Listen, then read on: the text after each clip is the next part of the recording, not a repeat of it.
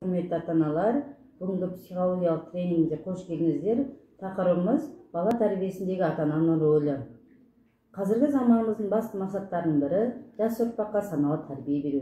Жас ұрпақтың тәртіпті, саналы, жан-жақты дамыған, шығармашылықпен жұмыс істей білетін азамат болып қалыптасу үшін ата-ананың рөлі зор.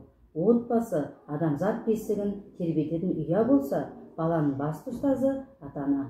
Отбасындағы тәлім-тәрбиенің мақсаты баланың жасын, жеке ерекшелігін, психологиялық процестерін ескере отырып, жарасымды жетілген ұрпақты тәрбиелеу.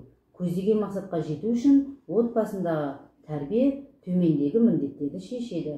Ол бірінші, отбасындағы баланың өсуіне, денсаулығына қамқорлық жасай отырып, тазалығын қалыптастыру. Екіншіден, еңбексүйгіштікке баулу, тұрмыстағы үй шаруашылығына баулы отырып, еңбекшілікке тәрбиелеу.